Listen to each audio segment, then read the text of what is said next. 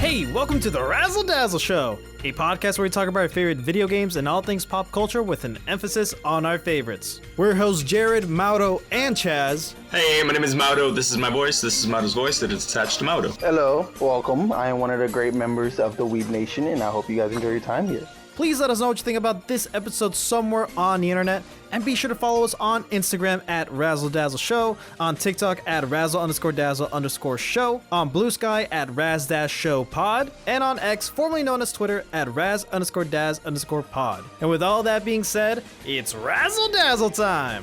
Chaz, this is your first birthday episode of the month, and this is something kind of strange, kind of irregular on how we usually do our episodes, but I'm excited. Explain to us what we're doing today. We will be talking about our individual top 5 animes, and I just wanted to see what you guys have been more attracted to lately, anime-wise, and see what you guys came up with. Lately or just in general?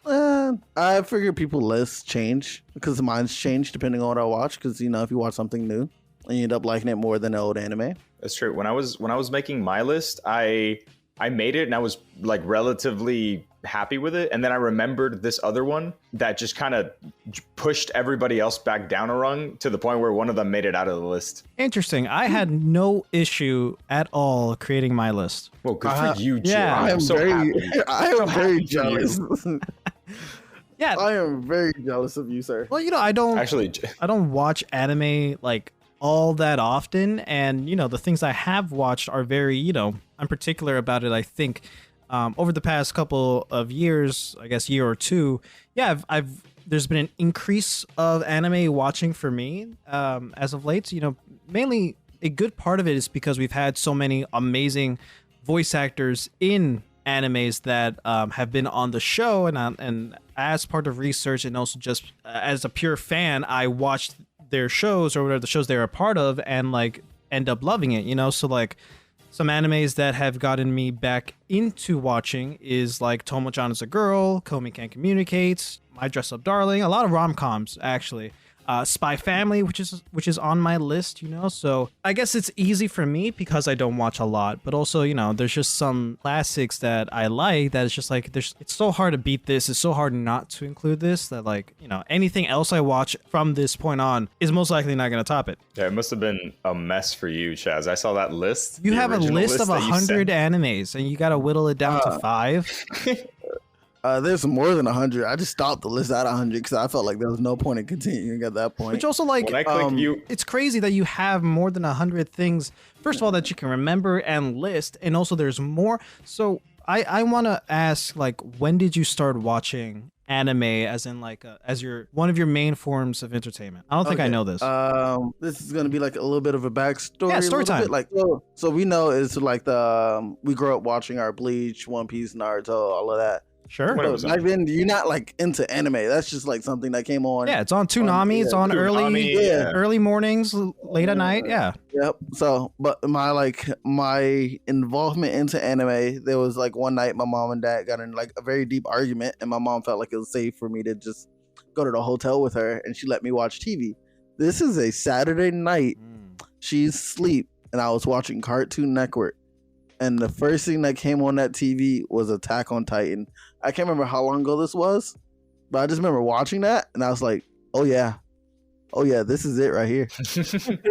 This is peak fiction right here. So you don't remember how old you were, but you were young. I don't remember. It has to be around the time Attack on Titan started, because I remember I tried looking up the rest of the series, and it was like the show wasn't finished yet. It was only like 2-3 episodes out, and I was just lucky that, you know, I got to see okay. on Toonami. And that's back when Toonami had like the whole app and everything. I'm pretty sure you guys remember Toonami, the little dude and the little spaceship. Dude, of course we remember Toonami. Yeah, Tom. Make sure Tom, who is voiced by Steve Bloom, who is Spike Spiegel in Cowboy Bebop, and Mugen in Samurai Champloo, also part of my top 5 animes. Yes, I know Toonami. I'm sorry. I am so sorry. I think he was just talking about the mascot, the dude in the spaceship. Yes, Tom. Yes, we all know Tom. Okay. I think you know Tom a little bit more than the rest of us. Steve Bloom, man, he's an amazing voice actor. He's an amazing person. He has an amazing career. Like, he's one of my favorite voice actors of all time, as you know, most people. That must have been a really cool era to be part of, like voice acting, like English dub voice acting. Imagine you're there, you voiced a couple of characters in some different shows, and some executive comes up and he's like, "Hey, do you want to voice the mascot for our animation block, our 12 a.m. animation block for teenagers?" I mean, honestly, it's probably not as spectacular as we're romanticizing it. It's just be like, oh, there's another job. Here's another voice thing. I mean, like Peter Cullen was also voicing like some of the bumpers within the Toonami block as well. You know, like coming up next is Pokemon and then Dragon Ball, you know, or whatever. It's just another job to them. But to us, we romanticize it. Yeah, the past is always better. Yeah. Well, always seems better. Well, so that's a nice little story time for you. Chaz, I don't think I ever knew that answer or knew that how you got started into anime. So like just from then on, anime specifically, Japanese animation is what you were just hooked on and you just kept watching. Yep, I was just searching for it at that point. How long did it take for you to discover Crunchyroll and Funimation and stuff? Kiss Anime or, you know, any other bootleg anime sites? Wow, the fact that you know I was on Kiss Anime for a while. Of course I do. Is We all insane. were. We all were at some point. I didn't have a job back then, okay? That's how you racked up so many shows. Yeah, I get it. You're too good to pirate now, Chaz? What's going on? Honestly, in my opinion, like, this is no offense to anybody ever at all, because I used to pirate anime, but I don't want to do that anymore. Because now if I can, like, I consider it my tribute to these platforms or to these companies to keep giving us animes and everything. So like Crunchyroll, as you know, was outperforming Funimation. No. Hence, Funimation got bought. There's not a lot of people paying into Funimation. But when you like think about it in like a larger aspect, Crunchyroll is not going to make money if you're just taking off these pirated websites. So this is like my way of feeding the companies that's feeding me my anime. Yeah, you're supporting it. That's and very that's respectable. Yeah, it's very respectable. Yeah, you know, I get it. So that, like, once again, people who pirate animes and music and all of that, by all means, I know what it's like. I'm not gonna tell you not to do it, but if you have, We're not gonna tell you to do it, and we're not gonna tell you not to do it. Yeah, there might be a pirate or two on this stream right now. Yeah. Who knows? I don't know. I just think that, like, if you have the means, because I now have the means, I can pay like my $15 a month and be totally fine and watch endless animes without $15 a month? It's a bit pricey, man. I have a lot of people who use my account. Fair. Okay, yeah, get your money's worth. Get your money's worth. Because HBO, like the standard subscription is like $12. Spotify's another like $12, you know, and I only directly pay for like one or two streaming services. The rest is like, you know, family or tied into like my phone service or whatever, you know. So like so adding on stuff like Crunchyroll and everything else, like imagine you're basically going, of course this is the conversation of streaming, right? You know, you're adding Netflix, HBO, Disney Plus that now comes with Hulu, you know, you get Crunchyroll out of there, you get Amazon Prime, you get Apple TV, you get Paramount, like all this stuff will add up to cable. But as long as, you know, you are making that choice of like, no, this is the thing I want to support directly, more power to you. Let's say if you don't have Crunchyroll, I don't. Jared, I have space. I have space. You could have asked me a long time ago. You could be. Well, see, this is one of the things of like, you know, I don't actively watch a lot of anime, you know, just because there's so much stuff coming out all the time, dude. There's always a new show coming out every season, you know. It's so much stuff on top of like all the other things that we watch. Hold on. That's like saying I understand where you're coming from to an extent, but that's like saying, oh, I can't play any video games. There's always so many video games coming out. That is also true. You don't have to play them all. You don't have to watch all the anime. I know I don't right? have to, but like, if I'm gonna one, pay for something, and two, you know, take Chaz's generosity, right, and I want to make use of it and respect that. You know, I want to, of course, use it, but like, there's only so much that I, at this point right now, am looking forward to watching. But also, I can find these other shows on other streaming platforms. Like, I want to watch Rurouni Kenshin. I want to watch Akame ga Kill. Akame ga Kill. I want to watch Akame ga Kill. You know, I want to watch Afro Samurai. You know, I want to watch a lot of other shows, and I see them on other streaming services. So, like, I don't know what my point is right now. Fair. And from the ones that you have watched, what are your top 5? Yeah, let's actually get into the real topic of the conversation. So, my top 5 anime of all time, as of right now, as of recording, is Number 1. No, I'm gonna start at number 5. Inuyasha. Ooh. Freaking You love. have yours in order? Huh? I said you have yours in order? Yes, I have mine in order. That's how I love easy that. it is for me. So Inuyasha is number 5. First time I've ever been exposed to Inuyasha was when I was like 5 or 6, and I was at my grandparents' place in Miami, and I was like sharing the bedroom with my uncle, and he's very much a weeb. You know, he's very much into like all the anime, all the video games, you know, very like, you will like him. He's very cool like that. My favorite uncle for sure. And he had a poster of Inuyasha up on his wall, and I would always see that there. Alongside, like right next to it was also a poster of Majora's Mask and stuff. You know, really thanks to my uncle, I got exposed to a lot of things that I find interesting now. Like he's a big Naruto fan, you know, I'm sure he had some stuff there. I told you this in the Arkham episode, Mauro, that like my first experience with Arkham was watching him play Arkham City when it came out and stuff. Mm-hmm. I never watched the show up until this point, and it wasn't until late middle school, early high school that I saw that Inuyasha was on Netflix, and I'm like, oh, I've seen this before. I'm gonna start watching it because I know my uncle likes it. I'm gonna start watching it, and every now and again, whenever I would see my uncle, we will talk about it. And he was like, oh, it's really cool that you're enjoying it. And I'm like, yeah, it is. And like, fast forward up until, you know, the past year where we had one of the couple of the voice actors from that show, Lee Tokar, and especially David Kay, who is the voice of Shomaru, one of the main casts on the show. Amazing people, by the way.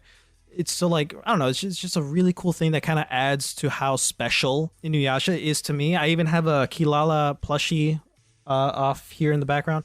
So yeah, it's like one of those standard like very long form animes of, you know, our cast, our team having like a goal, and they just journey through feudal Japan and like fight monsters every week. You know, it's a weekly monster battle type of show, and that's fun. And like, it's yokai and stuff like that, and there's like some actual real world not implications, but like very based on actual real stories, yokai stories, Japanese stuff. You know, it's just really cool. I like the vibe of it a lot. It's very funny. There is it's a rom-com, not a rom-com, but it's a romance anime too. You know, there's love triangles galore in it, so like there's that kind of complication that's kind of fun to see. But even as a kid, it's just like, oh, that's cute, you know, that's fun. I wonder how he's gonna get himself out of that this time. And of course, like every so often he has a new power up or whatever, so like it's fun. It's a standard anime, but like it's one of the greats.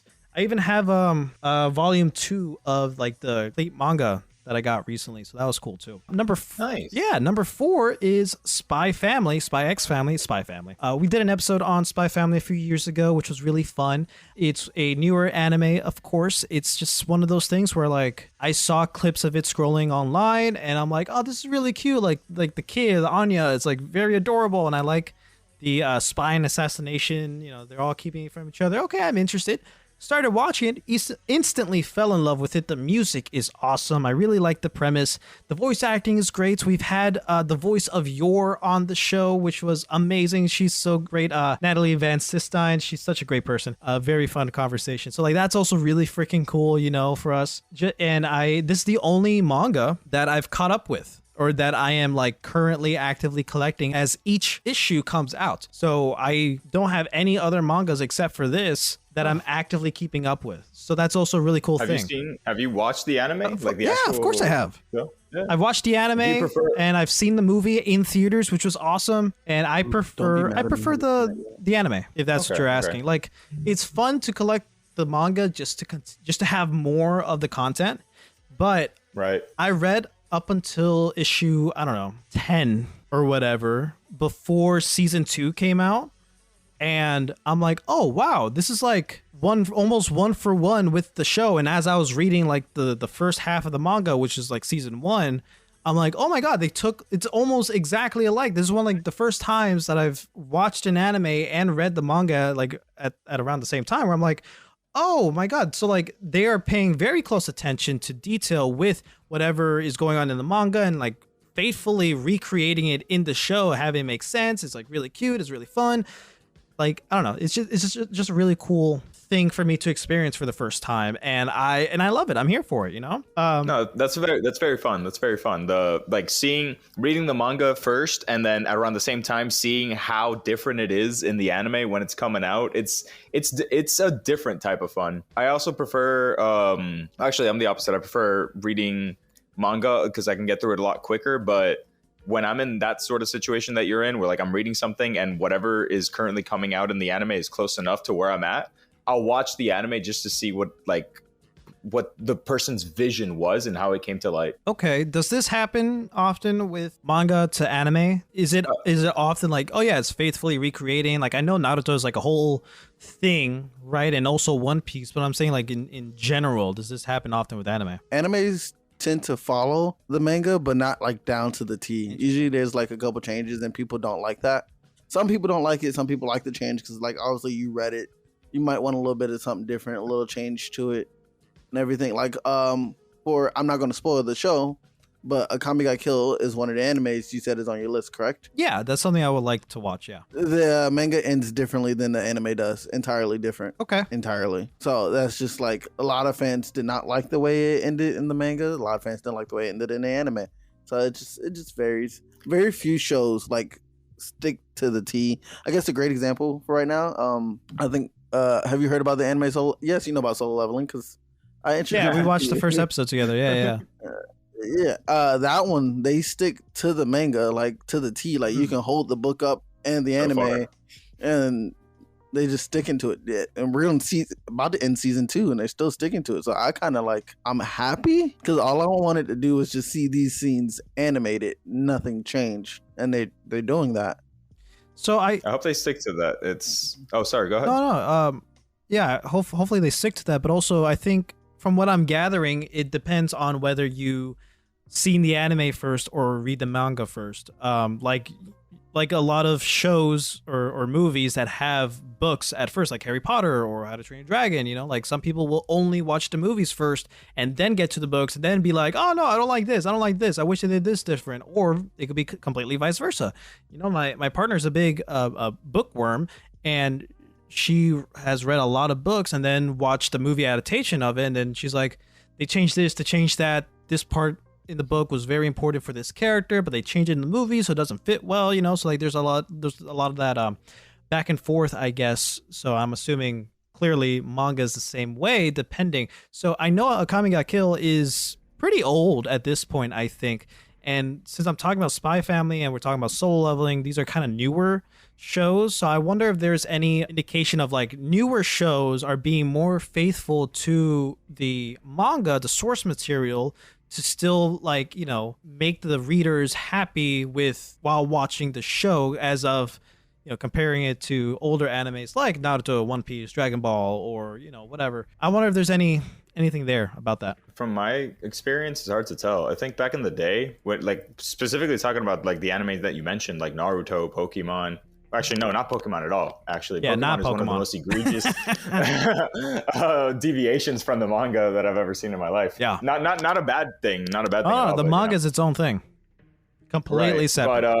But the things like Naruto and Dragon Ball back in the day, yeah, those seem to be relatively faithful, if like a bit more. Like those were examples of anime that added more to the manga, right? Sometimes a lot more, sometimes too much in the case of One Piece or Naruto. Well, yeah, but that's also because the show was getting ahead of the manga and they had to like make filler and filler. No, that's understandable. That's understandable, but still, it's there. If you're watching it objectively, whatever the reason was, it's part of the anime, and it's, you know, something that needs to be acknowledged. Yeah. For the rest, modern animes, from what I've seen, it's like a toss-up, dude. Sometimes an anime will be following a manga very closely, like Akame ga Kill, and then just last few episodes change completely.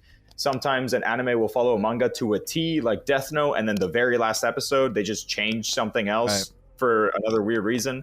Sometimes animes have, like, again, they follow a manga to a T, like Blue Exorcist did, then give it an anime-only ending, then retcon that ending a few years later and continue the story.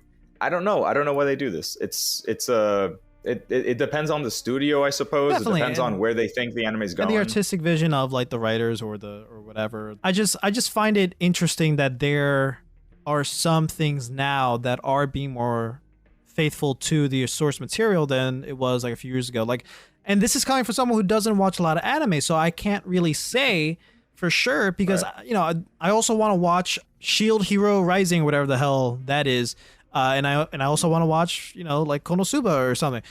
I don't know anything about these shows. Just like I've seen snippets and they seem funny, they seem like a good time to watch, but I don't know how different it is from the source material, and it doesn't matter to me. It really doesn't matter for me to enjoy, but I do wonder sometimes how often does the source material impact the anime and how closely it is. But yeah. Also, I wanted to ask you a question. Yeah. I wanted to tell you, like, I do know of your two shows. I just wanted to put in like my little 2 cents on Inuyasha. Oh yeah. Sorry, I'm blowing through it. My bad. No. You're fine. So my my 2 cents is not like a judgmental thing. It's just things I like, scenes I like in the show. Basically, I just wanted to put input. So like for Inuyasha, my favorite thing will always be the 2 words "sit boy." Yeah. Because those are like, she does it at the most randomest times ever, and that's like part of the comedy that makes me want to keep going to see what other times she'll do it, because she'll do it like in like pure comedy scenes where he's just like laying down in a tree being lazy and he won't do what she wants him to do, or he'd be like mid-fight but she don't want him to do something, and just while he's like, you know, fully going at it, he's just brought down to the ground mid-fight with his brother or something. And then just sit boy. And for Spy Family, I have not read the manga, so I will be relying on you for spoilers later. Sure, when man. I catch up. Yeah. My favorite scene will always be when Yor was drunk and she had to protect Anya. Oh yeah, this is episode 2. See, hey, this is another thing. This is a cool bit. This is a cool bit of trivia. That whole like carnival castle thing or whatever, that's only in the show. That's not in the book. Oh, it's not? No. It's a great episode. It really shows how much both of these characters care for Anya, even though their fake family just started. And it's like one of the best things and one of the best additions to this story that, you know, doesn't have an overall impact to like the bigger story, but like it's a great thing to like kind of drive home early on that like these people do care about each other, and there's like a big moment of like, oh yeah, they're becoming a family. Yeah, not in the manga. That hurts me a little. Yeah. Like, luckily I'm not reading, so it doesn't hurt me too much. Yeah. But it probably surprised you when you like saw that and then read it and then it just wasn't there. It didn't surprise me. I just noticed that it wasn't there.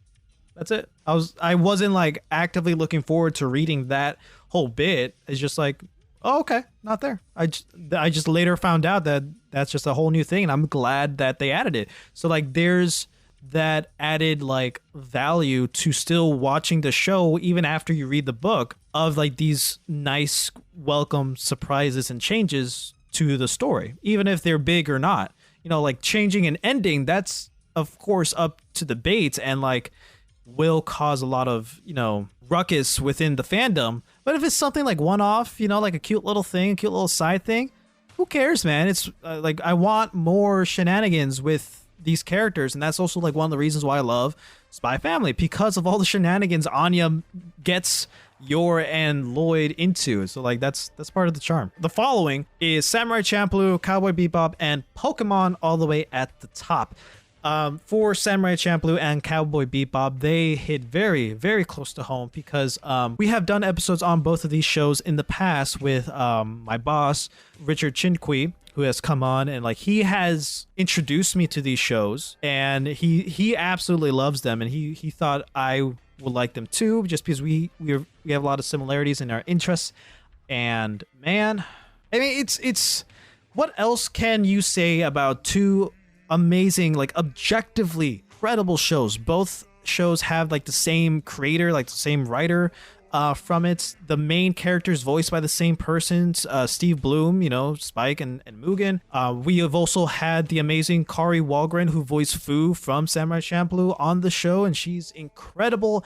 The soundtrack for both shows are amazing. They contrast each other really well. One, Cowboy Bebop is very jazzy. Samurai Champloo is very hip hop, you know, so like I have the vinyls for both shows. I have a replica of Mugen's sword in my closet.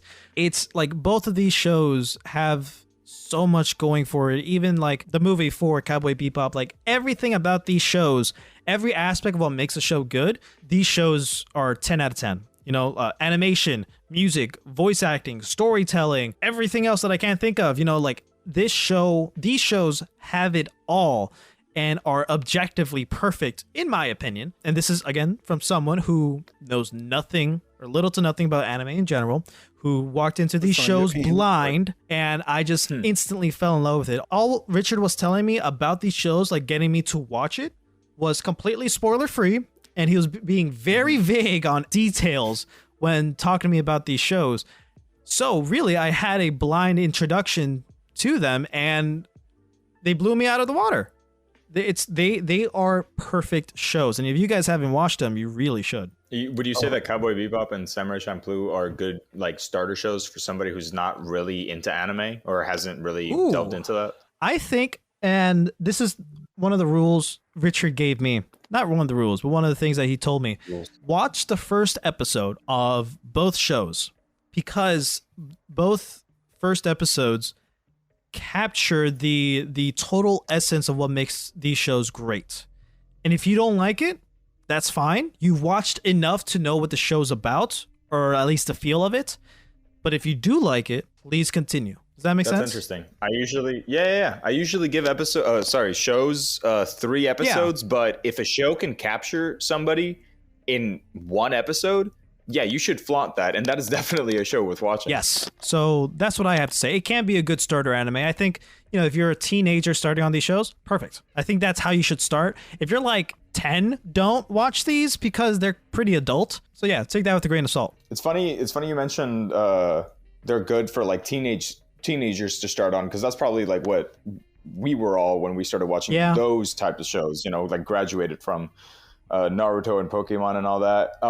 What about for like an adult? Oh, for sure. All the adults in my life that don't watch anime, but I'm like, hey, like I don't know what to recommend them. 100%. Cowboy Bebop and Samurai Champloo is something they should definitely watch. If you like sci-fi, there's Cowboy Bebop. If you like, you know, feudal fantasy stuff, kind of, then there's Samurai Champloo. I mean, they're literally, they can't be any more different, but also they're so similar in every other way, because, you know, Cowboy Bebop is futuristic, jazzy, bounty hunter type vibes, whereas Samurai Champloo is very Ronin, hip hop's samurai stuff, feudal Japan stuff. It's just like, the compare and contrast is outstanding between these shows, and yeah, anybody should watch it for sure. They've been on my list for about a decade. Dude, what are you doing? Too.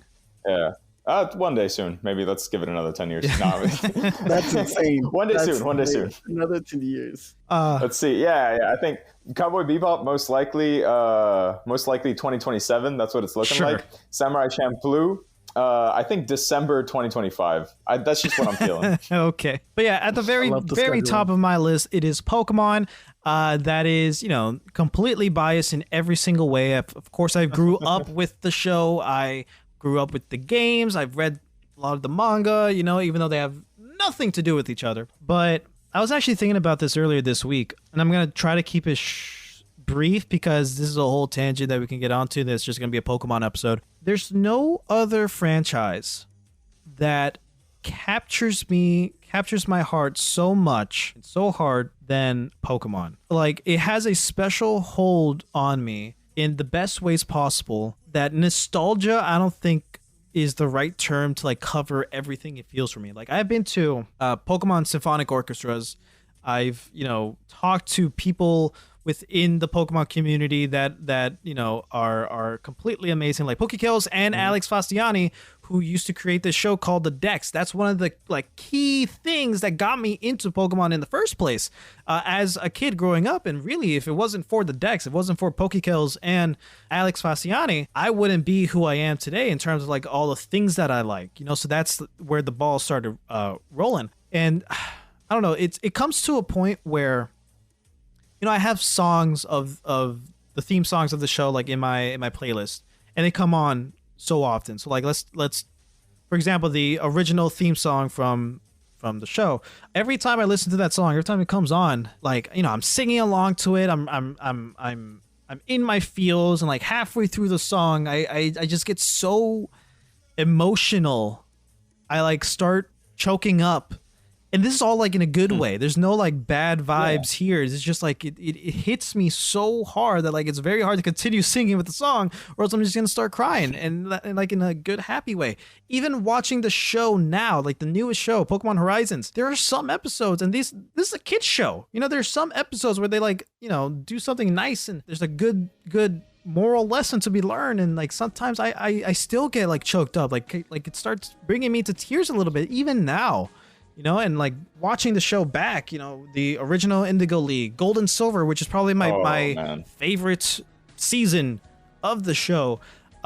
Even watching Diamond and Pearl, which I didn't watch a lot when it came out, but like going back to it, it's just, you know, like it gets to me in every way. And I just can't not love Pokemon for what it is. It's special. Pokemon is special. Well, I'm glad you have something to anchor you in that Saturday morning feel, like Pokemon, because a lot of people do have their like their comfort shows and all that stuff, but I'm glad that yours is one that can evoke so many emotions from different stages of your life, because I know that when Indigo was coming out, it was not the same time that the Diamond and Pearl piece was coming out. And then even now, like current Pokemon, dude, to still be keeping up and to still be watching dude. At the end of Pokemon Journeys, the last episodes where Ash is final battle with Leon, it was magical, and it really did like bring me to tears, because like it's the culmination of what Pokemon leads into, or what it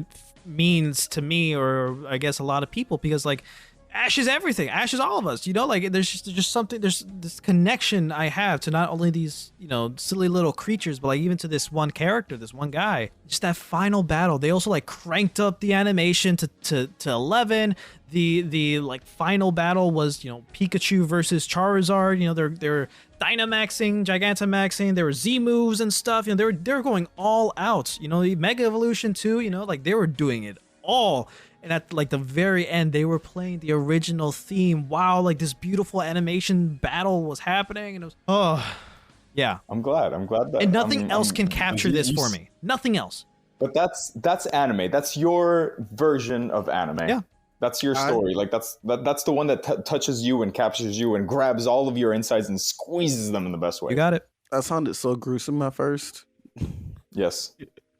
It's not shonen, it's seinen coming out of my mouth. I love your list, absolutely. The only one I have not seen, well, I guess, yeah, you can say I have not seen on your list is Pokemon. I don't know how to describe to you how I couldn't. I tried. You tried. I tried. I don't know how to describe it to you. I just wasn't in the fan of capturing animals, throwing them into a ball. Shut up. That cannot be the reason. Come on. No. When I was younger, that was just like not a thing for me. I wasn't whole ideal on capturing this creature and watching it go crazy on another creature. They so don't mind. I do not mind. I couldn't get into it. That was like my reason then. If I try it now, probably still won't. Yeah, no, I don't know. I don't know if it's too late now, but it's never too late to get into Pokemon.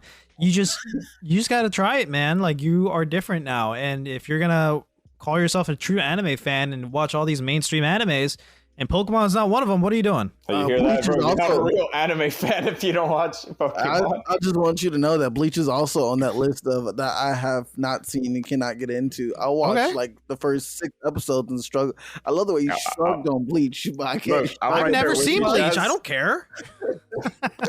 I'm not the one calling myself a true anime fan. For the culture, not even. No Bleach. Shrugged on Bleach. But yeah, that's my list. It took way too long to get through, but yeah. Even though this is your birthday episode, Chaz, having me talk the most. Once again, I wanted to hear you guys talk about your animes. I didn't want you guys to just give me like a 5 and then just move on. Like the way you described it is absolutely perfect, because you've seen more of Inuyasha than I have. I've watched all of it except the sequel show. And then Samurai Champloo and Cowboy Bebop, we both seen, but I haven't watched those since 2017. Definitely 18? Worth a rewatch. Almost definitely. I might rewatch those when I start my. I always go through like an arc of like, I don't want to watch anything new. I want to rewatch something. Yeah, And they're short. You're like or- 20 some episodes. That's it. Yeah. Oh, that reminds me. You love Cowboy Bebop and Samurai Champloo. My recommendation on animes near that genre, Trigun. I don't know if I told you about it or if it's on your list. It's not on my Highly list, but I recommend. know of it. Not the remake. Watch the original. Right. The original one was absolutely amazing to me. And there's also So Space you add Dandy, that. which is, again, by the same guy, and it's very disco. So I forgot about Space Dandy. My bad. Mauro. All right. So I have One Piece, Fate, Blix's K, and AOT. Your turn, Chaz. Wow. nice, Wow. quick, simple, straight to the point. Love it. Just kidding. Number 4 is actually AOT, and K is after that. Okay. No, that was a lie. AOT comes last. So, okay, let's start. I'm going to do the same. I'm going to do the Jared formula, right? Go bottom to top, because these are also in the order of, like, I tiered them. Can we do it? Can we do a tier list at the end of like all the ones that we mentioned? It'll be quick. I just like tiering. Yeah, by all means, Okay. doesn't bother me. All right, so I put AOT at the bottom, not because it's like I enjoy it any less than these. It's just that I feel like these other ones bring a lot more to the table, and I'll talk to about that later. Attack on Titan. I always enjoy watching it. I got into it way late. I didn't get into it when in high school, like when all the hype was around it. I was watching other animes at the time, but it turned me off back then because it's a mecha. It's essentially a mecha. Jared was calling it a fleshka. It's a flesha. Yeah, flesha. It's a flesha. A flesha. But So bad. It's so that's gross. never been my thing. Like, yeah, this is fucking mecha with body horror, light body horror, like very light. But I've never been into that. I've never been into characters getting inside of something bigger and fighting with it. And it's thanks to Attack on Titan that it recontextualized what a mecha could be for me. And I'm like, you know what? Maybe I could get into it. Like if it's just a robot version of this is pretty cool. 2 giants fighting in a town, destroying things. Collateral damage all around. That's super cool. But it wasn't just that. The reason I really got into Attack on Titan was because of all like the political commentary and sneakiness of it. It was a weird thing. Like up until that point, I hadn't really watched an anime that did all of that. Like in the first episode, it sets up this thing where it's like, okay, so all of humanity lives behind these walls, and all of the monsters, the Titans, are outside, and this is how it's been for hundreds of years. And within 5 minutes, one of those things just kicks a hole in the wall, and the Titans start pouring in. And I'm like, oh, okay, so people died like just right now, like starting from the get-go. And then there's political intrigue and espionage, and every now and again something will explode, and the main character will almost die, gets eaten, this and that. Like it was weird. It was a lot of stuff happening at once, and I had never seen an anime take the action and like the slow burn and put it together. Attack on Titan did that pretty well, in my opinion, and I think it holds up. I wasn't a huge fan of the way it ended, but I don't believe that that like one disagreement between a part of the fandom and the creator should taint the entire legacy of Attack on Titan. So a question for you, not question for you, a little input. The show, you didn't like the way it ended? No, I haven't seen the anime ending. I know that it's pretty much the same, but it most likely like added or fixed some things. I was following the manga, and I caught up in the like last few months leading up to the ending, and I was following every new chapter up until the very last one, and I did not enjoy the last one. I thought it was, I guess, I don't know if it was rushed or if the writer kind of like if Yams wrote himself into a corner and then just kind of forgot things that he had set up. But I wasn't a fan of how Armin. I wasn't a fan of how he forgot to be intelligent. They just kind of sidelined him. Mikasa being an Ackerman, there was spoilers, by the way, going forward. It was established very early on that the reason the Ackermans were so important and like there's so few of them is because their minds can't be controlled or can't be altered by the power of the Titans. Yet I guess they just kind of forgot about that because they altered her memories. Eren altered her memories, and then Eren's big plan at the end of the day was to have his friend to genocide 80% of the world so that his friends team up and destroy him, and then they become heroes. which would make sense if we hadn't seen his thoughts like 10 chapters earlier, where it's like, yeah, no, I'm tired of being discriminated against. I'm tired of other people coming over here and killing us and telling us that we shouldn't be alive, so I'm just gonna destroy the world. It was I don't know, I felt like at somewhere along the last couple of chapters, Isayama just changed his mind and said, no, I'm just gonna do Code Geass. Yeah, I've watched the majority of Attack on Titan. I haven't finished the fourth final season or whatever, and I don't like the storytelling. I really don't. It's like all throughout. One is just like one of those animes where like it takes 5 episodes to like have one thing happen, and everybody's just talking about it, and then like they're talking about them talking about it, and they're like, okay, now we got to do this. Let's go there, and then it's like 2 episodes of like just going to the place, and they're all talking about, oh, what's gonna happen? And then like one thing happens out of nowhere, and then everybody's like, whoa. Huh? Definitely for like another episode. Like I don't. It should do not watch the One Piece anime if that's a if no. that's I like know, a pet and peeve of that's something like I'm not gonna watch One Piece. We already had this discussion. Like I don't know what episode it was. I'm not gonna watch One Piece until like they do like the new show where it's like all cadets or whatever. Right. I don't care. Dude, can you imagine him watching Sky Island? Oh, you hate Sky Island. I'm sure I will. Oh, dude, it's like all the events in that one season happens like what 2 days or something. Like I'm not. I don't. Yeah, it's a day, not. A night, and then the next day. the concept of Attack on Titan is interesting, but the way they're telling the story in the anime, just because of how long it's taking, and how long are these seasons? Like 13, 20 some episodes? I don't remember. I don't care. Yeah. It takes forever to answer one question, and I gotta watch 3 episodes for them to be like, and this is the thing. God damn it. Say this. And like you said, we already know the answer because it was already shown, but like our characters don't know. So like we just know, we're just watching our main characters wait. We're waiting for our main characters to learn the information that the viewers, us, already know. That's not interesting. Yeah. I don't like that. Yeah, but even the parts where we find out information alongside the characters are also done really weird, because there's a lot of build up to it, and sometimes the information just kind of gets given in a very like almost a passing way, or like very quickly, and then they move on to something else, to the point where I've found myself rewinding Attack on Titan a lot. And I switched to the manga just because I can get through that a lot faster.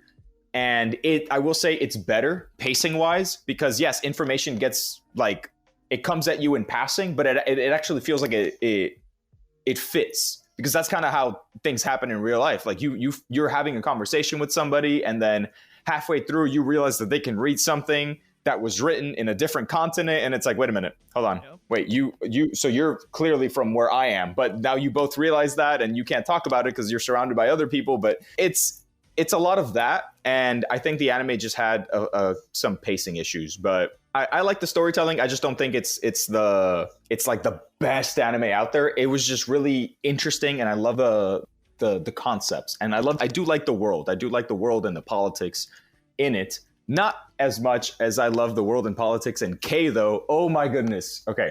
That's my number. That was my number 5. My number 4 is K, or K Project, K. I don't know. I genuinely don't know what this anime or string of animes is called. If you look up K anime, it just shows up as K. So that's what I'm going to call it. Okay. Jared, I know you haven't watched it. Chaz, are you familiar with this one at all? I've seen it long time ago, so we're gonna go with no. All right. Well, you have cursory knowledge. At least you're aware that it exists. Basically, it's in this world where there are gangs, essentially, right? Gangs, and every gang has a gang leader. The gang leaders, if I remember correctly, are called kings or something like that. Yes. And and they all have some sort of power. Everybody that's part of their gang is more or less infused with this power, and they're all like color coded, just because. It doesn't seem like a very interesting premise, but once you really get into it, the art style, first and foremost, is amazing. It is one of the most beautiful animes that I have ever seen. You can genuinely watch this, and the music as well, the score. You can watch this just for the visuals and the score alone, and it will hold up the entire anime. And that's weird to say, because forget plot, forget characters. I don't know a lot of these characters' names. I know like their part in the story, but that's about it. but I couldn't. There isn't a single. Or there's maybe like one or two characters that I like remember vividly from this anime, or like when I'm watching the anime, I'm like, oh, okay, I kind of want things to go your way, but it doesn't have a main protagonist. It just kind of has an idea. The main story is that there's these different gangs, and they're all kind of vying for control of the city, but they all have like their own little boroughs or turf or whatever. And in the main one, this one, what's it called? The Kings. One of the Kings just kind of gets imprisoned or something, and there's a weird power vacuum, and there's a lot of like territorial conflict and fighting and stuff, and it has an anime, 2 seasons, another anime, a couple of movies, and the reason it's so low in my list is because it looked very ambitious. It looked like it was going in a lot of places at once, and then it just kind of stopped. The endings for these animes are the worst part about them. They're beautiful and the story's great, and it's really fun seeing all these like gang members like fighting with like the music and with this weird like rhythm and soul hip hoppy thing mixed with all the colors and stuff. But then like every movie or every anime kind of ends in a dull or like in a lull where it's like, okay, so the leader died. What was this all for? I don't know. You're the new leader, though. Let's move forward. Or, oh, this gang was completely disintegrated. All right, now all the main characters are drinking coffee, and then that's how it ends. I don't know. It was a weird one, but it's still one that I do like watching, just because it's one of those animes where I can put on in the background and look at any point and just feel a really good vibe. On top of that, number 3 for me is Blue Exorcist. I've seen an episode of it. What do you think about it? Because for me, it's like Harry Potter meets Catholicism, dude. Sure. Okay. It's that. It's like, what's your idea of what Blue Exorcist is? I don't know, man. I've only seen an episode. Yeah, but like you saw it. What do you think of it? Like, I haven't seen enough to make an opinion. Does it intrigue me? No. Intrigue you? Yeah. No, not really. How come? It just doesn't grab me. It just hasn't grabbed me. Okay. Let me see if I can change that. Okay. So the premise of this anime is exorcism in a world where demons exist, and they're like tiered, right? There's like more powerful demons, there's smaller low tier demons, there's demons that just kind of mess around. But exorcists got to go to school, as is the staple in most animes, right? You have to go to school to do something, and that's the sort of Harry Potter aspect, because it's a school in a town that's kind of hidden in plain sight. And you have to take a certain tunnel to get into or whatever, but the school is amazing. The artwork isn't, like, it's all right. It's not as beautiful as K or Attack on Titan even, but the characters I really do like. I like the way they interact with each other, and how funny Rin, the main character, is, because he's the son of Satan. He finds that out. He's not too happy about it. Satan kills his adoptive dad, and then he's like, okay, I want to go to school to become an exorcist. Pretty plain, regular shonen things. Yeah. But there isn't a ton of fighting in this anime.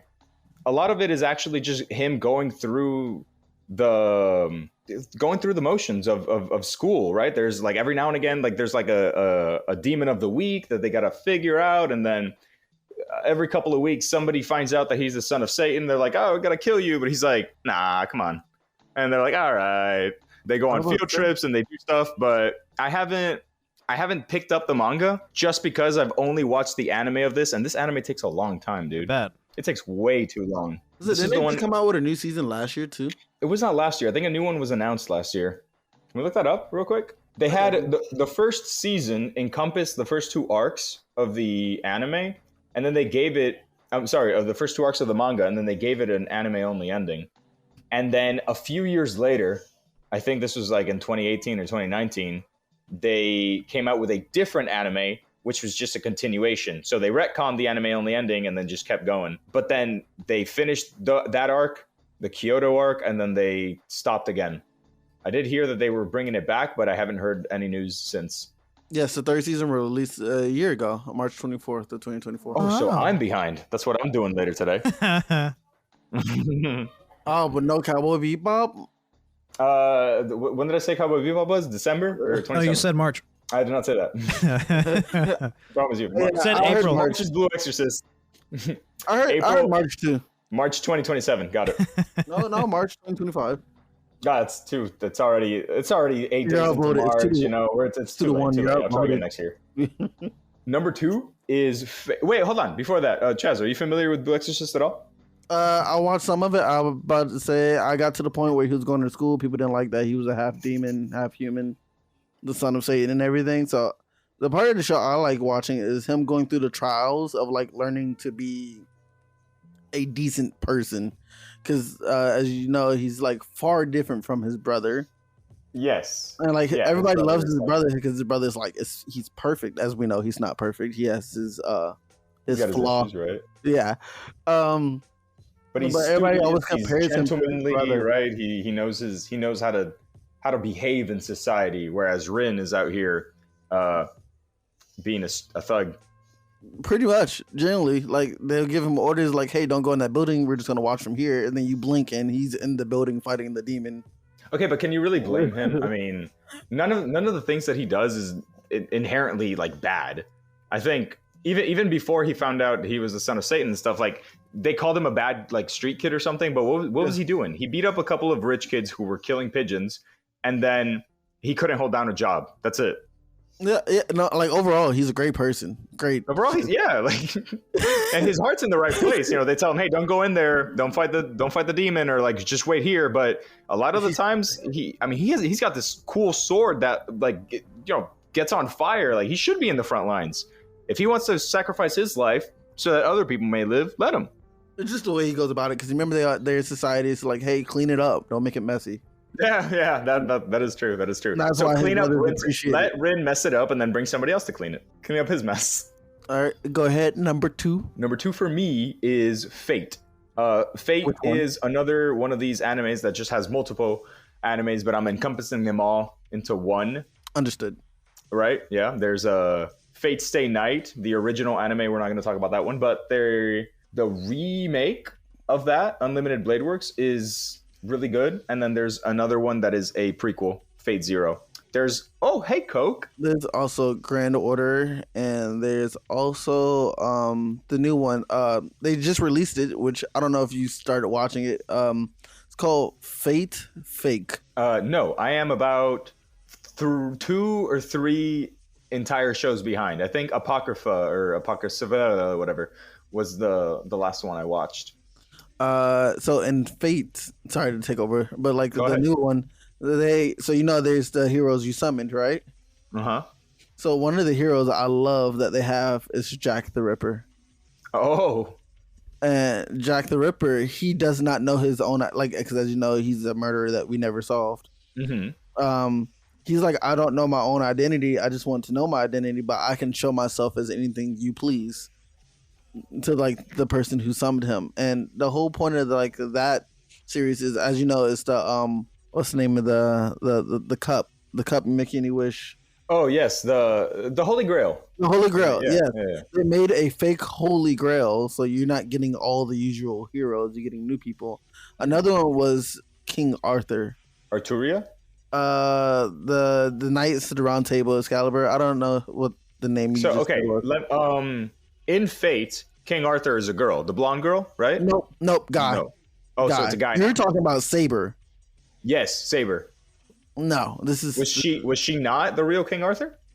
This one is showing himself and calling himself King Arthur, and he refers to himself as king and tell people to refer to him as such. Well, Saber did the same thing. Okay, I'm gonna have to look into that because that's Jared.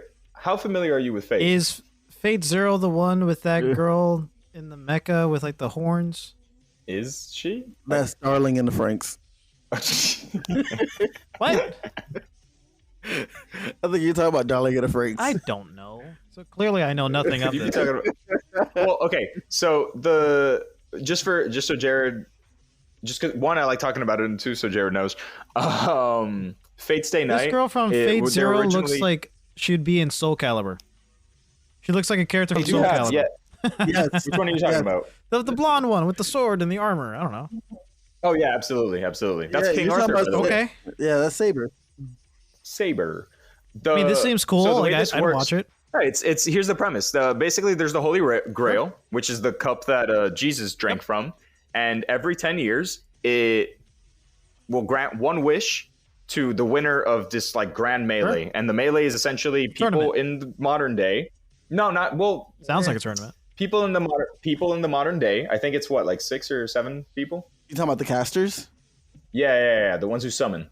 I don't remember how many of them there are, but yes, there's a group of them. We're gonna go with 7. It's whatever, like 7. Let's just say it's 7, 7 or 9, something like that. They're all competing against each other, and the way they compete is by summoning a what's the hero. term, Chaz? A hero, right? A hero is anybody famous enough in history to have made a name for themselves. So you have people summoning people like Alexander the Great, summoning King Arthur. Lance from Lancelot, right? From the Hercules. Knights of the Round Table. Hercules. They all look a certain way, Sure. like you like the Hercules that you're thinking of, and then the actual Hercules that comes up, and they all have classes. So Hercules was a berserker, but there's like a caster, which is like magic. There's a fighter. There's It's Pokemon, but assassin. with ancient heroes. It's Pokemon, but Pretty that much. got it. Pretty much, yeah. See, Chaz, if you like every that, you now like and again- Pokemon. So Every now and again, you throw in a gun and a drug deal, and then boom, you have fate. okay, there you go. You like Pokemon? Yeah. Why do you have that Just like attack me Pokemon. like that? Well, Just like Pokemon. it's gonna be my mission to get you to watch Pokemon, Chaz. Just do it. Okay. Anyway, continue, please. Yeah. Fate also has the. I feel like I've seen this character from like Grand Blue Fantasy or something. Probably in it. I don't know. Well, who the Same girl. Saber? Yeah, sure. Yeah. I don't know. I guess she's the face of Fate, or maybe was for a while. Whatever. Look, specifically in Fate Zero and Unlimited Blade Works, and I'm assuming in the ones that came after, the animation as well as the score are like on par with K, maybe even better in my opinion. I say better. I say it's better than Demon Slayer, and you know how much people put. Oh Demon Slayer. yeah, absolutely. I would definitely say it's better than Demon Slayer. And these came out like 2015, 2016 era, something like that. Yeah. Yeah. But like the visuals and the soundtrack are just amazing. Same thing with the openings. I never skip a Fate opening, and that'll bring us back to, or right up to, number 1 openings that I also don't ever skip. One Piece. One Piece has a very special place in my heart. I love it and I hate it. I feel like if you just pick up the One Piece manga and you read it start to finish, you'll have a pretty good time. If you pick up the anime today, don't. It's not. I just don't. I genuinely do not recommend anybody to pick up the anime as is. Toei Animation did a terrible job with the pacing. They elongated episodes to unwatchability. Yeah, I'm just getting all the bad stuff out of the way first. It's genuinely, it's a chore to watch, and I love One Piece. There are a group of very talented individuals who are currently working on fixing the pacing for One Piece. It's this project called One Pace, where they'll take an arc and they'll essentially try to make it as close to the manga as possible. And it is definitely a better way of watching it, but it is by no means perfect. So I think right now, One Piece wise, if Watch you're the live action. What? No. I mean, yeah, you could. The live action is a very cute introduction into it, but it has the best live action we have. It has an end to a season, so that's more than what the original One Piece does. Continue, please. Wow, you missed a lot though. You missed way too much. It's a there's good a lot intro. there's a lot of jabs coming from over there, Jerry. You want to talk about it? I've been talking about it, dude. I've said this before. I'd rather rewatch the entirety of Pokemon than even start One Piece. So. Well, yeah, the Pokemon is your favorite one. That's like, I'd rather do this thing that I love than do this thing that I don't like. But I'm just saying, there's a lot of Pokemon and there's a lot of One Piece. Which one am I going to prefer? The former. Continue, Mauro. One Piece is your favorite, right? So tell us why. Look, One Piece is my absolute favorite, just because I have a very big bias. God. I love pirates. I love pirates historically. That was the draw. That was what drew me into One Piece. And then I found out that it actually wasn't a pirate anime at all. It is actually a group of thugs going from city to city, picking a fight with the government each and every time. And why are they picking a fight with the government? Because they made a friend in the harbor or in a bar or something, and then some official from the government or that particular city's federal system was mean to them. Good friends. That's it. Yeah, great friends. Yeah, I want don't know. friends like that. They go harder to. Honestly, I wouldn't mind. That's something that I love about Luffy and his gang. They've been around for so long that they do have their own personalities and they have their own charm, each of them, like most animes do. But whenever I hop back into One Piece after like a long time away, it kind of feels like I'm home.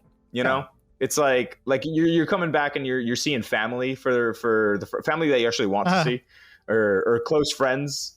That I kind of get that feeling. That sort of, it's like, oh, there he is. I haven't seen Brook in a while. What's he? Oh, he's still doing the same Brook shit. But it's a show or manga that's just chock full of lore. It has a lot of world building, so much world building, more world building than all of the other animes that I've listed in my list, and to the point where it actually, a lot of it feels like Game of Thrones, honestly.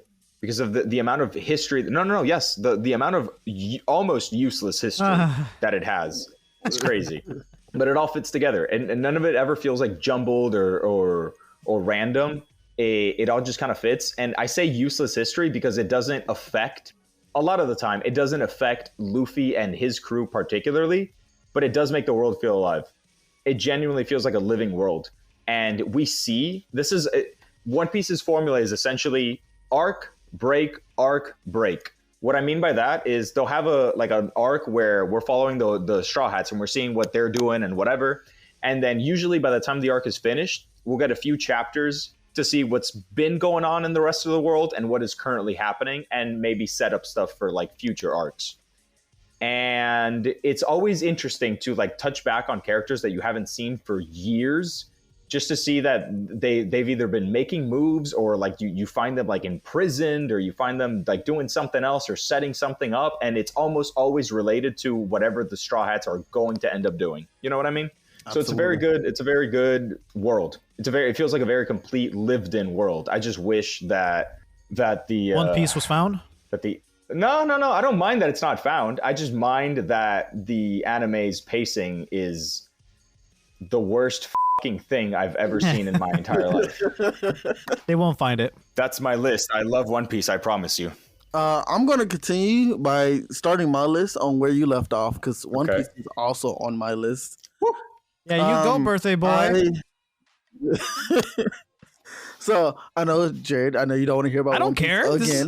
Dude, I'm vibing. I'm having a good time. To explain what I love about One Piece is, like you said, each character has like their charm. Like, for example, one of my favorite scenes from the show is like there's one day it was Zoro, Luffy, and Sanji passed out on a boat, and they needed them to get up before, I can't remember what reason. So Chopper decided to say that there's a beautiful woman in her panties with steak and great swordsmanship. And all three men rose from the dead, and like that little bit, but for different reasons. Yes. Beautiful woman in her panties, that got Sanjay up. Meat, that got Luffy up. And great swordsmanship. What do you mean? In my presence, Zoro had to check that shit out.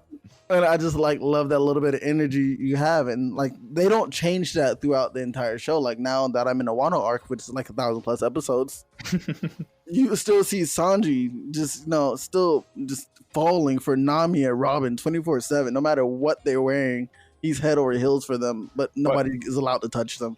What I like about One Piece is that it's not just played for gags. In that same arc in Wano, Sanji.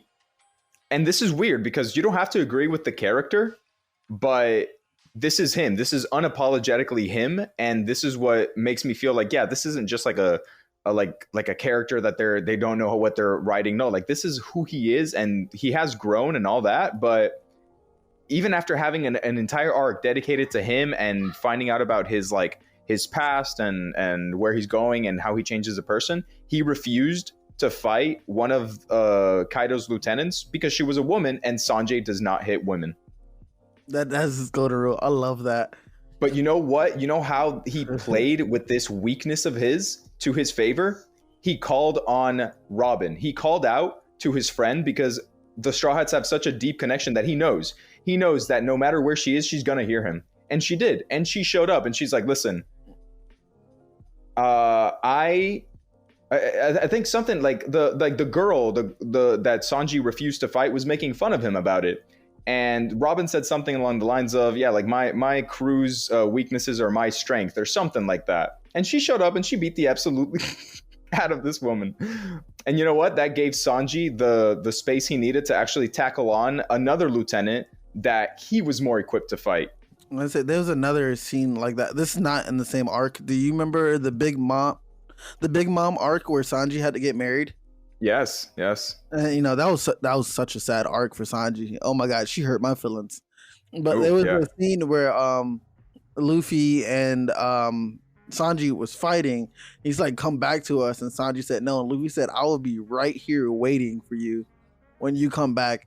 And like through all of that, you watch like a whole arc go by of like Luffy's taking on like the entire battalion that is on that island, gets captured and everything under the sun, and returned back to that spot right before Sanji got there. And I was like, that is some friend shit. He is damn near died and came back to meet Sanji in that same spot. Sanji not being able to tell his, like, because I don't know what it is, like a sense of like machoism or not wanting to be vulnerable, but he didn't tell his crew why he couldn't come back, why he had to leave. It was, you know, his family forcing them, whatever.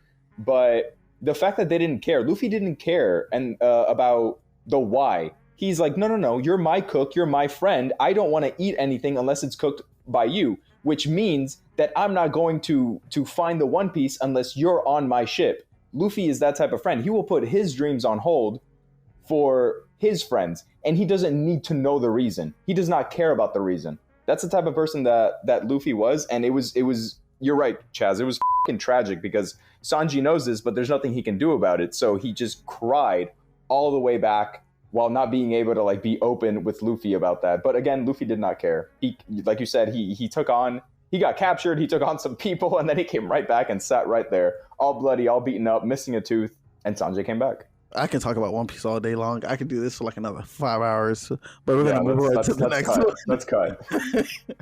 The next one on my list, we're going to go with another big anime, will be Dragon Ball. Does not matter which one you refer to, Dragon Ball, Dragon Ball Z, Dragon Ball GT, Dragon Ball Z Kai, Dragon Ball Diamond, the new one that's out. I love the entire Dragon Ball series. I grew up off of it, and just the idea of being a Saiyan excites me. Like, I am a grown-ass man, and I will sit right where I am sometimes. Like, I'll be walking around Walmart, and somebody will walk by in, like, a Dragon Ball shirt, and I'll sit there and like, only if I could be a Saiyan just for a day. Like, you know how cool it would be if I can, like, transform the way they do and just power up? You know, it's just... Do you have a...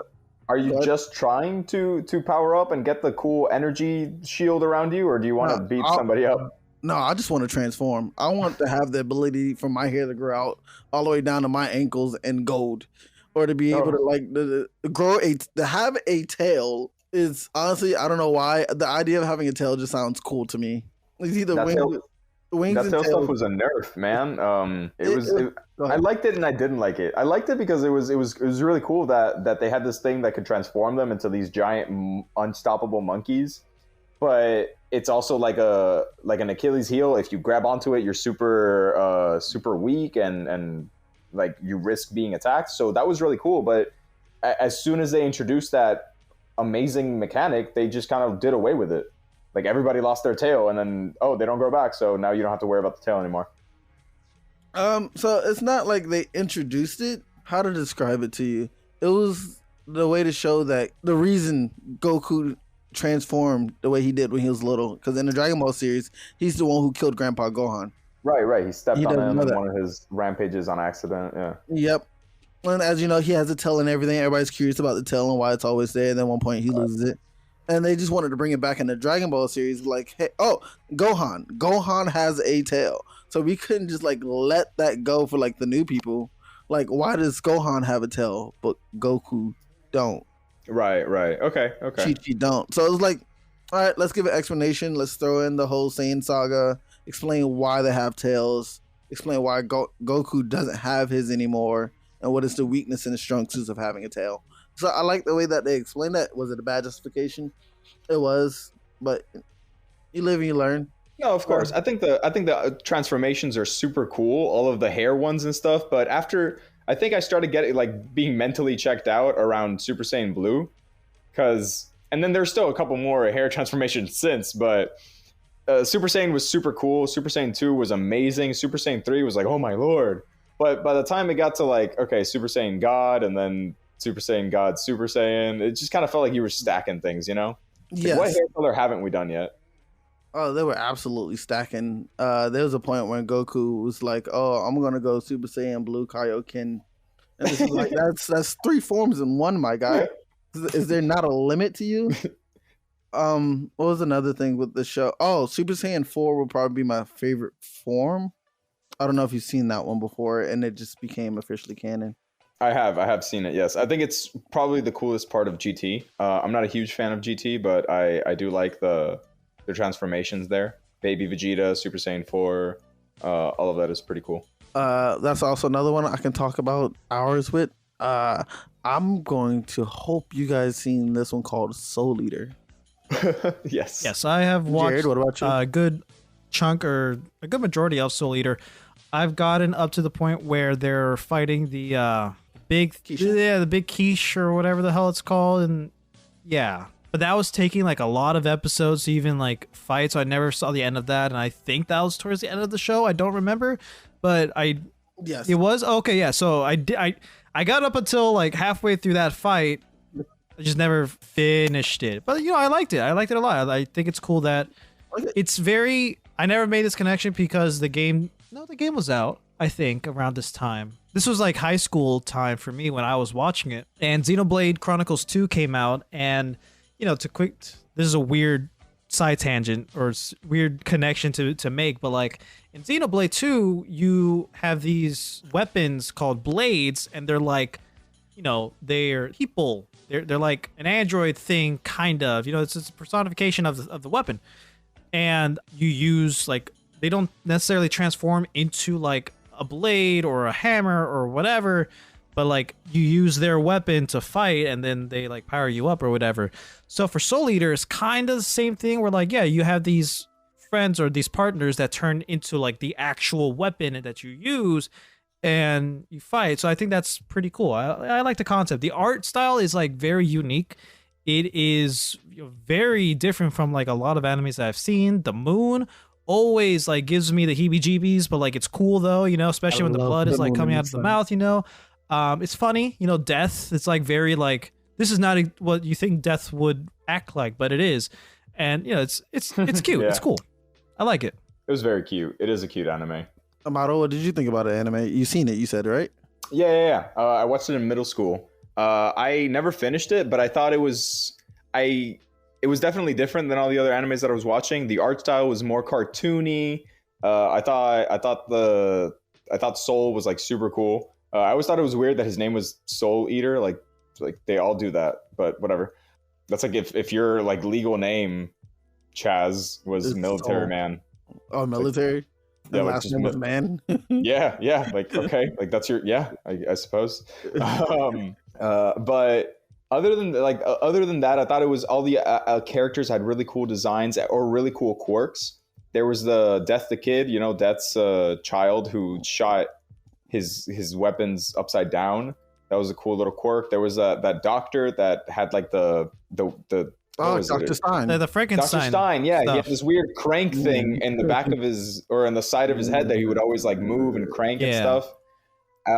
There was Black Star. I was about to say, I can't remember what his deal was. he had the Shuriken girl, and I think that's Chaz's favorite. Tsubaki. Yeah, is that your favorite? Tsubaki is my favorite. No, the guy. No.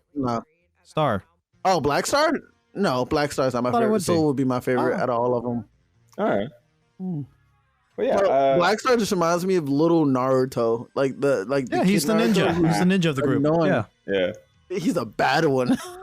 Too loud to be I a chose ninja. that as like one of my favorite animes because I just love, like you said, all their quirks, all their like things they have to go through. Maka does not get along with her dad at all. So like just like watching her dad just walk by, like you see like a little mini like how like they draw pictures of like you got the people talking, right? The two main people talking, and you see like people moving in the background. My favorite is always like looking out for Maka's dad in the background, sneaking around. And he's just like that little thing. But then you see when she notices him, her entire mood would change. Oh, that's right. But it's one of those like background things, right? Yes. Yeah. So it's like if you're not paying attention to it, you would miss him like sneaking around and everything. And you won't know that he's been there for like the last 5 minutes. For Black Star, he's stupid. He kind of is. You can't justify Black Star. He's just stupid. And as wild as his soul is, I love the way they match his weapon, Tsubaki, to him. Like his soul is so headstrong on whatever he does. So his counterpart is going to be a flexible soul, and Tsubaki can literally just go with the flow of anything. She matches everybody with. Wait, hold on. You know, I haven't really paid attention to that sort of thing. The users and their weapons. Mm-hmm. Hold on, let me see. Okay, all right. Death the Kid makes sense. He's super into perfection and symmetry, and yet his twin weapons are like fraternal twins. One is smaller than the other. That's a cool he has little... two of them because it has to be a balance. It has to be a balance, but his balance is off because, again, you know, one is like taller than the other. It's a cool little foil. Just like you said with Black Star and Tsubaki, yeah, he's like super loud and headstrong, and she's a good foil to him because she's the opposite, right? Maka and Soul, what would you say the foil is there? That one, I never understood how they got along. Like they get along, as you can see throughout the show, but like yeah, they have like more like sibling sort of situation. And I think that's probably just the resonance between them. That they've known each other like forever, so them growing up together was just automatically just matching soul wavelengths. Like if you grew up with that person, it's kind of hard to not match your wavelengths with them. That's true. Because like energy wise, I don't know how to describe them both. That makes it like the match. Well, they're always there for each other, just no matter what. What was another thing I liked about the show? I love how when they're in their weapon form, they can still talk to like their Meister. Yeah. There's one. How to describe it to you? I love that if they don't like who their Meister is, or they're feeling a little moody, the Meister can't use the weapon. Like, I don't know if you remember when Soul was having an attitude with Maka, and then Maka was like, I can't swing you around. Yeah. Even though Soul wasn't trying to be like obtuse, he was down to fight and all that stuff. But yeah, that's true. Yeah, but they were out of sync. Yep. Or there'll be a whole time when he just doesn't like her at all, and he won't respond. Like the weapon. Yeah, that's true. Soul, shut up. Just silence coming from it's literally just a steel rod in her hand at that point. Mad at you. Next one will be which one I want to do next? Next largest one. I'm gonna end it with a good one. Fairy Tail. Have any of you guys ever dabbled into Fairy Tail? Please say seen yes. like not, an okay, episode or two. It's something I do want to get into. I like it's like I see it as One Piece but fantasy, not pirates. So, but that's something I'm willing to like get into for sure. And it has an ending. What about you, Mauro? So that's a plus. Jared, you said it has an ending, doesn't it? I don't know. Okay, I'll let you know when the next season drops. Okay, never mind. Ha. But I'm more interested in learning or watching Fairy Tail than One Piece. So there you go. I fully support that. I will fully support you watching Fairy Tail over One Piece. Don't do that, Mauro. Don't you do that. I how to describe. Actually, Mauro, have you seen One Piece? I mean, not One Piece, Fairy Tail. I continue. Yes, I've watched Fairy Tail. It's not, in my opinion. Here's all I'm gonna say about it. I don't think it's a bad anime per se. I just don't think it's a very good one either. The power of friendship is cool when it's like hey, dude, come on, do this for your friends, okay? But when it's literally the thing that makes you stop dying just because they exist, sorry. Doesn't do it for me. From what I can see, there's different shows within Fairy Tail, but like the 2009 series is like 9 seasons. Am I? Yeah. Fairy Tail, The 100 Year Dragon Quest, City. There's Fairy Tail, Eden Zero. Training Camp. There's Welcome to Fairy Hills or whatever. But like I'm talking about just like the first series. That's something I'm down to watch by itself because that has an ending. Yeah, that's the one I'm talking about. I'm talking about Natsu, Dragonil, Lucy, Heart Failure, Happy, Earth and Scarlet. Yeah, I'm talking about like the original game. I love Fairy Tail because that's an anime surprisingly, I rewatched this anime as long as it is. I think I'm on my 4th run. I didn't finish the 4th run though, but I was just like rewatching it because I just generally love the show, and I do get what Mauro's saying about the power of friendship is basically My Little Pony, but just wizards instead. Right? But I just love limit breaking. Like, I don't know how to describe it to you. They'd be like at your lowest, and then you find that motivation to keep going forward. It just so happens in this show that there is always for my friends this, my friends that. But if you think about it this way, right, Mauro? Yes. One Piece. Yes and no. They just don't say for my friend. They just don't say it. Yes, they don't, but they do it.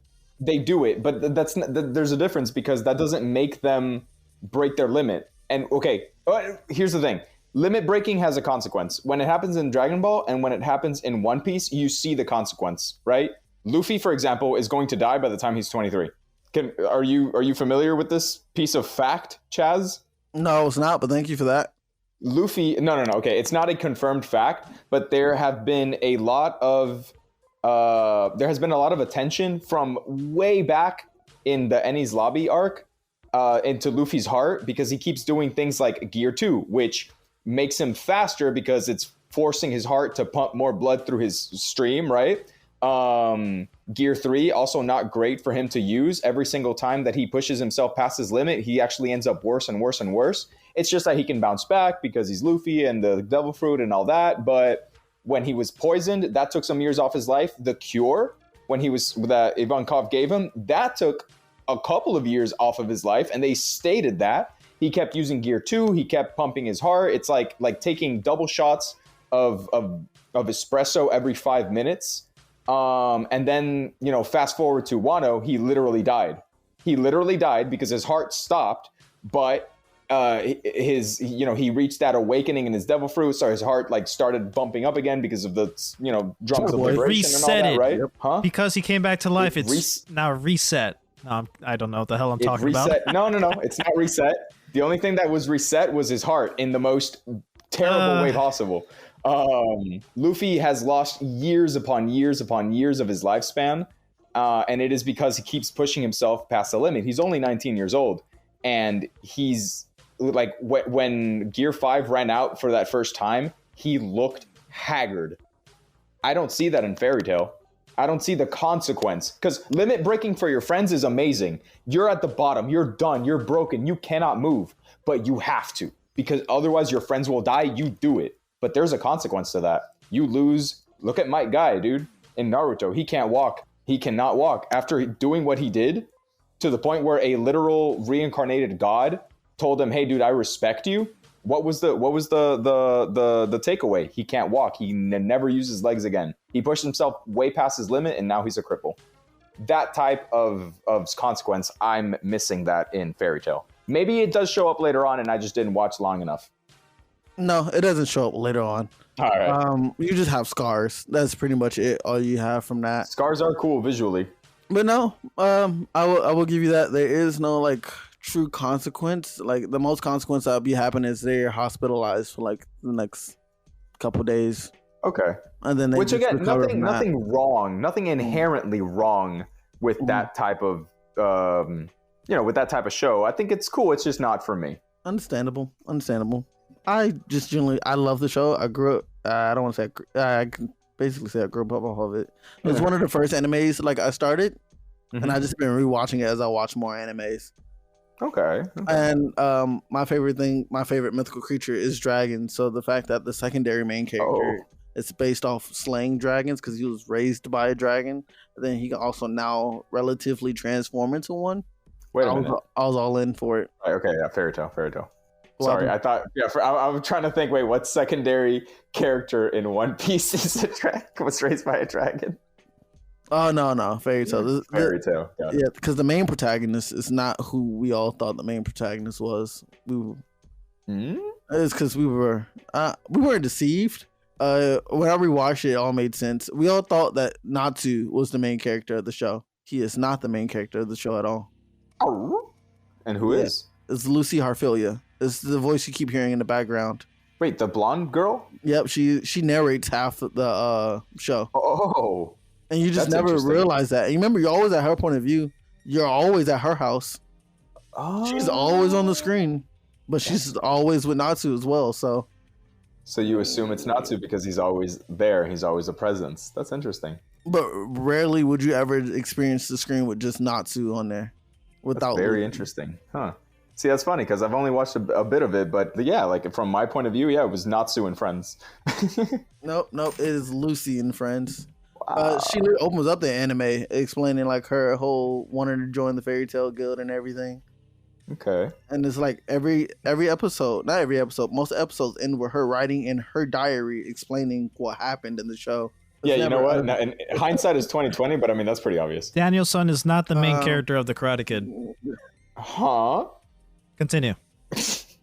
Wait. Who would you say is the main Mr. character, Miyagi, then? no question. Continue, Chaz. Okay. All right. That's yeah. I'll take that. I'm not even gonna argue it. Yeah, quite a few shows do that. Like Kami Got Kill, for example, right? Jared, I know it's on your list, so I'm not gonna say a spoiler. But Mauro, have you seen the Kami Got Kill?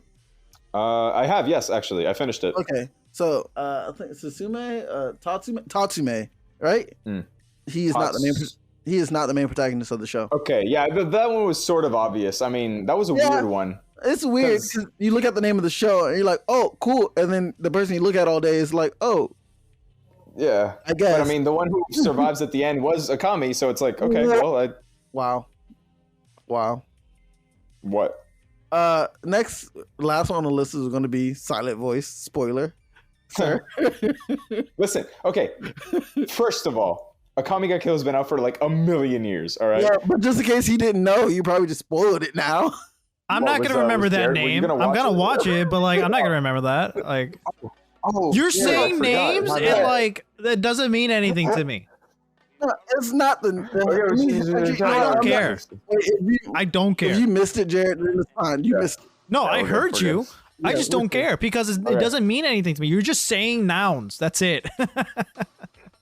You know, that's true. I've been exactly where Jared is, and I get that. Well, either way, with you not knowing names, Mauro definitely just spoiled. But we Okay, will move I don't past that if care. you missed it. I don't want it to spoil for you. You got to go through the trauma we all went Okay, through. fine. Well, maybe Instead of lingering on it, let's just move on from it. Silent Voice would be my last. There you go. It's not a show, but it is a movie, and to me, it is such a great movie that when I first watched it, I watched it by myself. I watched it with my wife again. I watched it with my best friend again. I watched it again because I was just in the mood for it, and then I had my other friend in Miami watch it. And since he was watching, I watched it again at that point. So like 5 times in like a matter of a month, I rewatched this same movie. And each time I watch this movie, it has left me in tears falling from my face. For the people who don't know about Silent Voice, it is about a dude who bullied a girl and he wants to fix his connection with her when he meets her when he's older. It starts off. Oh, I've heard of this. Yeah, Yeah, I've heard of this. Okay. I definitely, if you haven't seen it, I haven't seen definitely it. recommend it. Definitely an hour long. Recommend It's a it like movie. on one of your It's a like small when you don't know what to do. Anime movie. Yeah, I get it. But the anime literally starts like you knew it was gonna be a sad anime with the way it starts. Right. Where he has a calendar, and like for people who don't catch the signs of like people who plan their suicide, like usually if you look at their calendar and the calendar just stops at a certain date, like not because the calendar was made that way, because they ripped off dates after that day. That should be a sign for some people to realize, like, hey, something's up. Why doesn't he have anything planned for after next week? Yeah, and so literally the show starts off with him paying his mother back for everything she's ever done for him. And he's like felt guilty his whole life for bullying this girl in elementary school, and he meets her again and tries to apologize. But the thing is she accepts his apology, but she wants to be friends with him. And he's like struggling to get through life. Not life, but like learning to get over like what he's done, and that she actually wants to be a friend and not hate himself. And then the show just goes on through more. I'm not going to spoil it. That way Jared can watch the movie and enjoy the trauma. But that movie is a 10 out of 10. I will watch it again today if somebody said, hey, let's watch this. I will sit down and watch it. I will I will sadly put Monster Hunter aside for an hour and watch this movie. I want to tell you how excited I was when I saw it on your list, and I had to confirm that it was actually the one that I was thinking about, because I was like, oh, there's no way that's a movie, and that's a really, it's not a tragic movie, but it is sad. The ending is bittersweet, but it's beautiful. It is a beautiful watch. Jared, I definitely believe you should watch it. It's a rewarding watch, in my opinion. I know sometimes you don't have a soul, so maybe it might be as rewarding for you. But... Wow. Okay. I'm struggling to think of like, when have I not had a soul regarding certain things, but okay. Oh my God. Sure, man. There's a lot of shots being sent everywhere today. I might be angry about the one. I'm not angry at all about the One Piece situation. Sure. But, that being said, Wally West isn't coming back to life. I think it's something that you should watch. I think you'll enjoy. What? Huh? Kick him out the chat. Chaz, I'm really happy that's your final one, because it's a movie that I come back to every now and again, and I had forgotten about it. I hadn't thought about it all year, or all last year, I think, even, but I'm gonna watch it again tonight. You enjoy those tears. Hey, okay, I'm starting to like the ending. It makes sense. It's a good ending. It's a good ending. It's just I hate that they have to go through what they go through in those last few whatevers. Jared, this movie, for me at least, made me recontextualize certain what is important in relationships with friends, what really matters at the end of the day, and how sometimes people that you don't talk to or that you grew apart from, how years themselves, I'm not saying that like not talking about a problem solves things. In fact, the contrary. However, how time apart can kind of maybe fix old wounds or make people more willing to revisit these types of situations. Okay. I mean, and you'll understand what I mean if you watch right. And that's something I think about all the time with my own relationships. Mm-hmm. So, okay. And it doesn't mean that like sometimes you'll never be friends with that person again, fine. But there was definitely something there in the past, and it should not be ignored. Right. Mm. All right, you ready to start the tier list? Okay, tier listing all of the Razzle Dazzle Show's top 15 animes from S to D. Amazing. Who wants to start? Like, how do we do this? I've never really done an actual tier list. What's the first anime on the list for everybody? Is I see Attack on Titan. Yeah. Let's just start that way. Yeah, but let's just go down the list that they have up front. I think C tier. You think C tier for Attack on Titan? I think that's low. I think that's low. I think that's very low. Look, Jared, first we need to... Okay, you have said that you do not like the type of story that Attack on Titan provides, right? I don't like how it tells the story. You don't like how it tells the story. Fair. I respect that. I do think that you bring up a lot of valid points, but I don't think that detracts from it enough. I feel like it's... And this could be a good thing or a bad thing. It is a very accessible anime. A random person off the street could sit down, watch Attack on Titan, and get into it. And I feel like that warrants a B minimum. Okay. I was going to put it as a B as well. I would consider it A tier because, like you said, there's just a lot of holes and like a lot of like. Yeah, definitely. If it was an A, like it would have to be. I would concede if everybody else said A, but I don't think it belongs in A. No, I'm gonna go with B as well. Like, one of the things I did like about the show, though, which I didn't mention earlier, is that while watching this show, I love how every season, like the first season, things happened. I have questions, they're answered. There's more questions, they're answered. And then the end of the season with, like, the largest questions for me to ask at that point. And then the next season, we just do it all over again. I always have questions and answers, and I'm always, like, seeking it. And they kept me on edge with that until Potato Girl died. And then I just didn't care about the show anymore. Yeah, that was very sad, that part. Useless. Also a plot hole, but we don't have to talk about that right now. So I got mine in B. I don't know if it moves for everybody. It doesn't move for everybody, I guess. We all have to do it ourselves. Nope, I'm putting it in B. It's in B. Yeah. All right. Next is Blue Exorcist. I say C. You say C. Defend your choice. I've only seen an episode. Understood. Fair. Valid argument. I have nothing to bring to court for that one. Look, man, I have to say that Attack on Titan. I enjoy Blue Exorcist a lot more than Attack on Titan. It feels more shonen. It has more. It has better characters, in my opinion. It has a funner story. I haven't seen the ending. I haven't seen the entire show. From what I've seen, though, I think it's in the same exact vein as something like Sword Art Online, the first couple episodes, or Naruto Part 1. Really. Okay.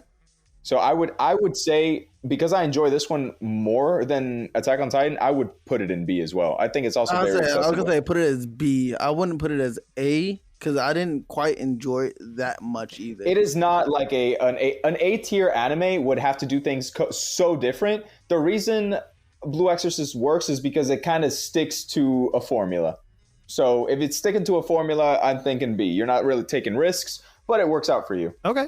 Yep. B tier. B tier for this baby. All right. But next is Cowboy S tier. Bebop. I already got an S. No question, no argument. S tier, baby. Hold on, let's give Mauro an argument. You got anything against our S tier? I actually can't give it an argument because I haven't seen Cowboy Bebop yet. I have a poster. Yeah. So like it's so crazy. good that people who haven't seen it are like buying merch. So like I have. Yeah. I'm sure it belongs there. I'll say, like Jared said, the plot is great. The character development is great. The music is absolutely amazing. Everything about it's perfect. Show. S tier for me. No, there's no doubt. low point in the show. There's no bad episode. All right, next one is Pokemon. Hey. I'm gonna have to put that one in B. Wow. A tier for me. I'm surprised you don't have it as. I'm surprised you don't have it as S. No, if we're gonna talk about the entirety of the franchise, of the anime franchise, no, it's great. I love it, but it's not like one of the best. I can objectively see that, but personally, it's at the top of my list. But objectively, like I get it. It's Pokemon, but it's still great for what it is, and I think A is well deserved. Okay.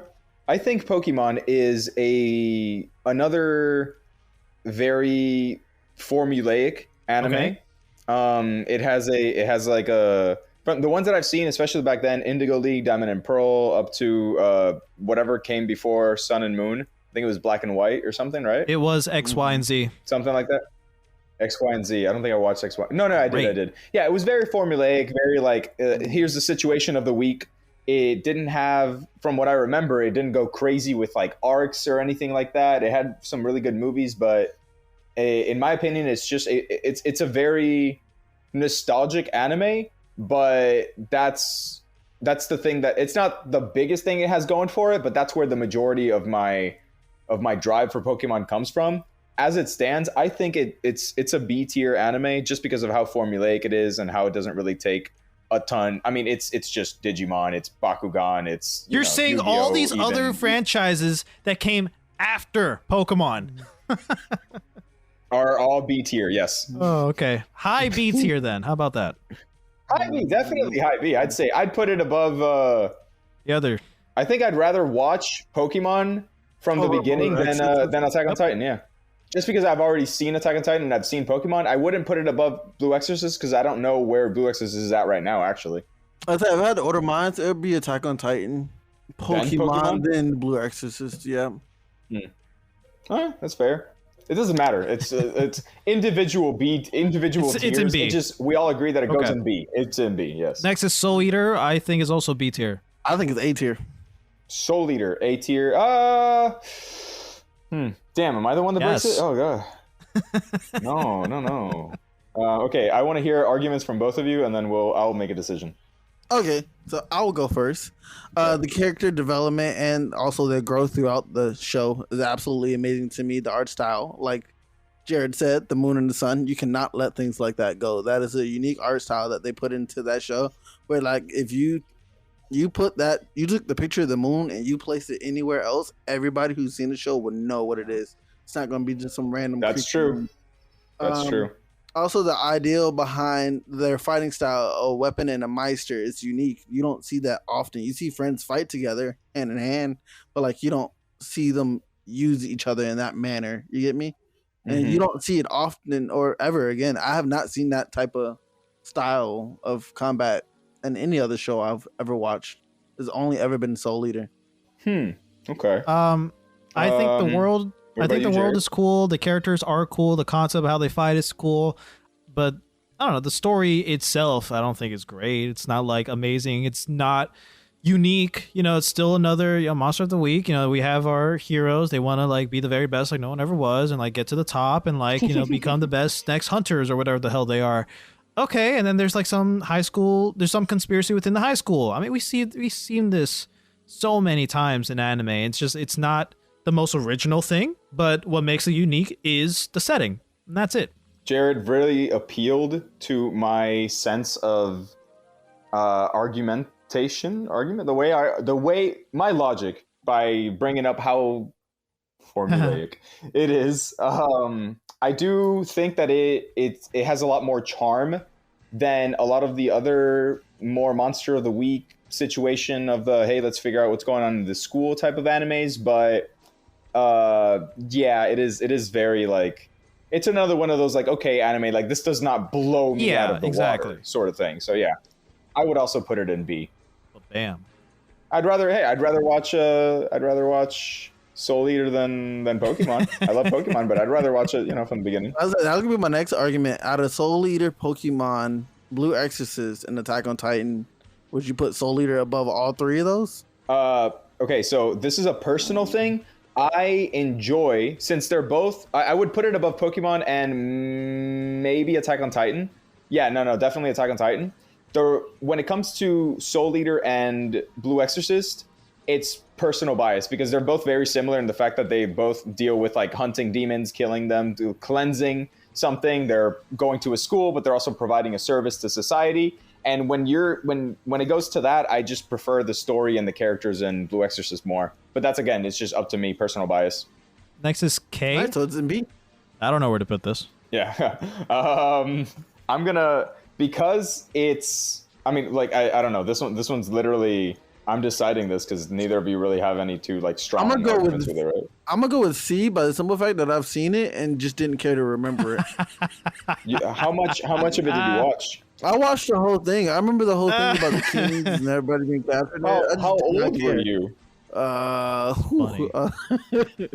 So funny. One of my early animes. Okay, all right. Well, I'm not going to begrudge you the state of putting it in C. I think that, like I said, my main things with this anime were how beautiful it looked and sounded, but Absolutely. that alone does not make an anime. Yeah, the plot itself left something to be desired, and even though the fights were cool, I can't really name, like, out of everything that I've seen, I don't know what the main thing was. I don't know why they were even fighting. I don't. You lost the plot. I don't know where the plot. powers come from. The plot lost me, dude. I don't know where the powers come from. So agree on I C would say I don't know if I want to put it in C tier just because it's so beautiful. It looks really good and it sounds really good. But you know what? No. I enjoy everything in B tier more than I enjoyed K on a plot wise. So yeah, C. Sorry, K. Dragon Ball. Sorry, baby. I'm gonna put it in A. Dragon Ball. Automatic B tier. Wow. For me. Automatic B tier. Yeah. Yes. No, I agree. Wow. Okay, I was gonna give you guys a bone and say A, but if you're putting it in B, I'll put it in B too. Okay. No, think about it. The plot is not absolutely amazing. It doesn't have you like head over heels all the time. Yeah, the animation is not. It's not the That's greatest. fair. Yeah, it's good animation. Cool. We get transformations. There's a story you can keep up with it. The animation is good to the point where it's not like unsettling to the eye. And the characters, they all have their unique personalities, but it's not like that One Piece, that Fairy Tail. It's not like that Soul Eater. They don't have like the distinguished personalities to that extent, to the point where you can make comedies, skits at that moment. And it's always just like serious. Very, very, very few comedy moments. It's just serious. It's always just like, we fight, we're strong, we win, we heal, we fight, we're strong, we heal, we win. Yeah, there is a lot of repetition in Dragon Ball Z. And again, here comes my favorite word of the day, apparently. It's a very formulaic anime. It's almost like the shonen genre has a formula to its shows.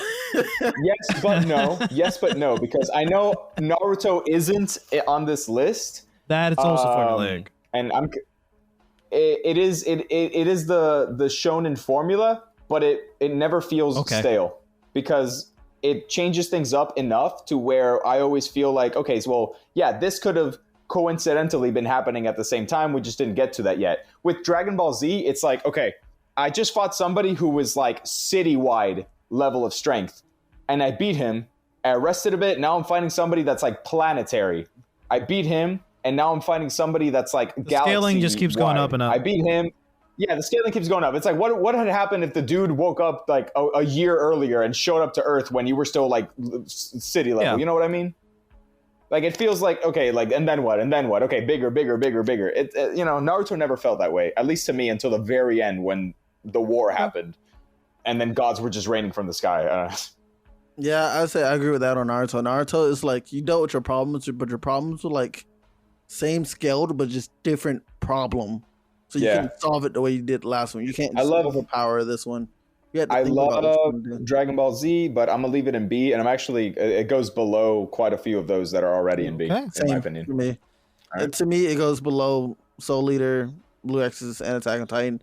I would not put it below Pokemon or above Pokemon because, as you know, inexperienced in Pokemon. I think in a weird way, for me at least, it's like kind of on par. Like, I wouldn't mind tuning in on a Saturday morning to watch either of those. And if they're back to back, bro, that's perfect.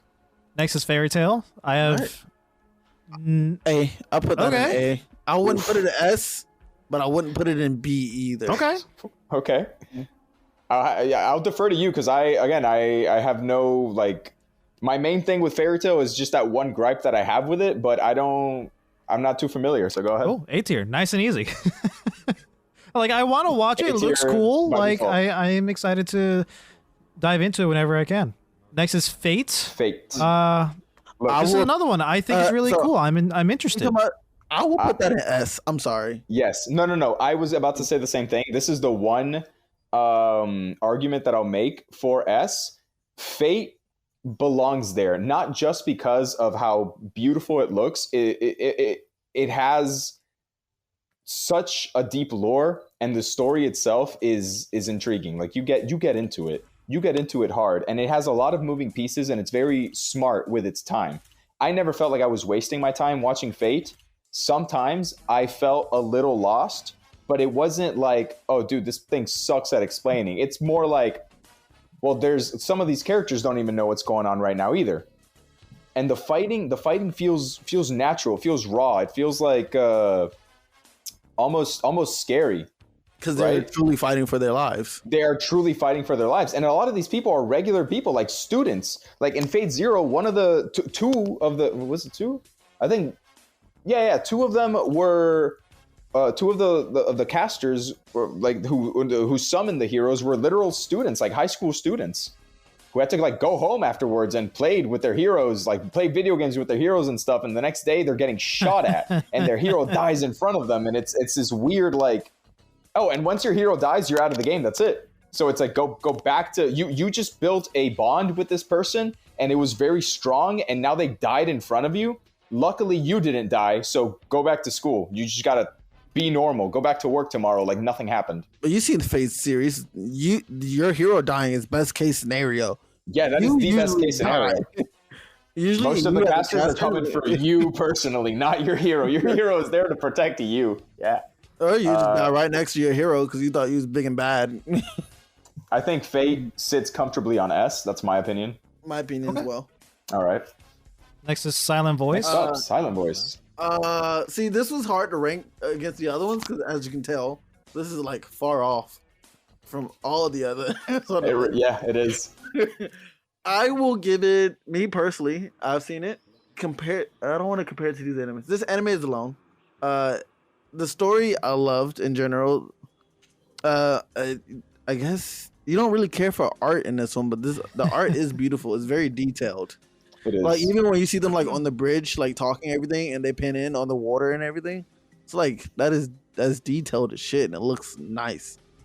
The story I loved in general because like the character development, he has to learn how to accept what he was, and learn to forgive himself, even though he was forgiven by the person he did harm to. And then you also learn like the character development of his friends the friends he did have like when you see them that they're older, the way they change, the way some of them didn't change. Mm-hmm. I don't know. It's like, I don't know how to describe it to you. It's a lot in 1 hour, but it doesn't feel rushed. It doesn't feel like No, it feels like a semester. Yeah, it feels like a semester in school. It feels it naturally. I have no. I want to put it as S or A. You guys can fight me for that one. No. I was gonna put it in A as well. I don't know about S. I feel like it's lacking. It's a movie that leaves an impression, yes, but it doesn't redefine what an anime movie should be for me. You know? Absolutely. I think that's the only thing keeping me from putting it in S. But I definitely I believe A. Cool. I agree. You got any fights on? Okay. You haven't seen it. You have not seen it. I agree because I haven't seen it. Next is Inuyasha, A tier. I say A. It's easy. As well. I got easy. Love it. Nobody wants to argue. Nobody wants to say why it's A. It's okay, great. got it. It's nostalgia. Great. It's great storytelling. It's fun. It has everything. Yeah, it's great. All right. One Piece. I'm pretty sure me and Mauro are going to come to agreement on that. I say A too. Well. Oh yeah, One Piece is A. You say what, A. Jared? After shitting on it so much? I know of its legacy, and I can again objectively say, I'm sure it's one of the greatest or most popular animes for a reason. So I can say it's A tier. You cannot hide from the impact. Exactly. Yeah, that's exactly it. There you go. Yeah. Perfect. Samurai Champloo is S tier. S tier. Oh, leave. Perfect. It's making me really excited to watch both of these. And I'm glad how easy this is already towards the end. The last one is Spy Family. I think it's A tier as well. A tier. Yeah. All right. A tier. I don't know, like Spy Family, like I'm not caught up, so that's another reason why I don't think it's S tier. Sure. It doesn't have me like, ooh, I need to go watch this absolutely right now. Yeah. But it is great. It's absolutely amazing. I love like how she's assassin, yours assassin. I forgot his name, but Lloyd. Yeah, Lloyd's a spy, and then she, Anya, is telepathic. Yeah. I think that is just like such a weird trilogy to bring together. And then they just all like coexist without knowing the truth about each other. Oh, so they don't know that they all have powers? They don't know that they're spies? They don't know about their secret lives. No. So Yor doesn't know that Lloyd is a spy. Lloyd doesn't know that Yor is yeah, they all keep it from each other. Don't know. I thought it was okay. I thought they were all like doing a like it was like the CIA put a family together so they could. That's how the hijinks commence.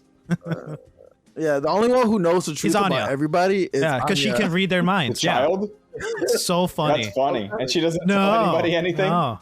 It's so great. She would trick them into doing things like she helps them out. Like she helps both of them like complete their separate missions, even though they're like the parents are like, oh no, we got to keep this from hiding and like still be a family. But then Alga's like, no, I got this.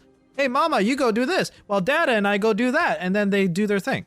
It's fun. It's so fun. They assume that it's just like, oh, everything worked out exactly. in the end. Yes. Exactly. Oh, a great example. I'm pretty sure you remember I think it was after the interview to get into the Eden school. Somebody got their purse robbed. Oh yeah. Lloyd and Yor really wanted to respond, but they didn't know how to do that without like overreacting. So all you see is Anya like keeping track of everybody. Yeah. And like obviously the robber was going to like buy the bakery, was running that way, and then Anya was like, okay, Dada, I want cake, and then points to the bakery, and then they see the robber like go in, then they're like, okay, let's go get cake, and then they like go get cake, and then it's fun. It's so fun. That's so funny. Yay, our first ever Razzle Dazzle show tier list. Yeah, I'm gonna have fun doing this with 100 animes later. I'm just letting you know. Lord. I'm summoning the boys for this one. Yeah, the boys I watch anime with, and we're gonna have quite 100 animes, dude. You're gonna have a blast. I was gonna just bring it down to 25, 30. Sure, there you are, coward. Wow. Just saying. Chaz, so for your first birthday episode of the month, I hope it was enjoyable for you as it was for us. The tier list making thing may or may not be a part of this, probably won't, but we will definitely have the tier list that we made of our top animes somewhere on our socials or something. Probably part of the graphics. So I don't know yet. We'll see in the future. But yeah, happy birthday to you, Chaz. Anything else you want to say before we end it? No, that'll be it. Thank you very much. And I really did enjoy this so much. I had a lot more fun than I thought it would be. I thought you guys would be boring and just say your titles and move on.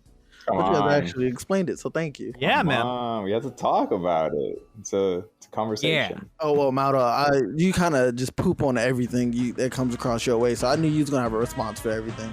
We have not done a single episode without you pooping or whatever we're doing or discussing. Yeah. Well, the celebration of your birthday doesn't end here. Stay tuned for next week where we continue with celebrating Chaz's birthday.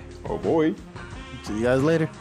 All right, that's all the time we have for today, guys. Thank you so much for joining us on another episode of the Razzle Dazzle Show. Be sure to let us know what you think about this episode somewhere on the internet. And be sure to follow us on Instagram at Razzle Dazzle Show, on TikTok at Razzle_Dazzle_Show, on Blue Sky at RazDaz Show Pod, and on X, formerly known as Twitter, at Raz_Daz_Pod. Be sure to rate us 5 stars and leave a comment down below. We'll catch you on the next one.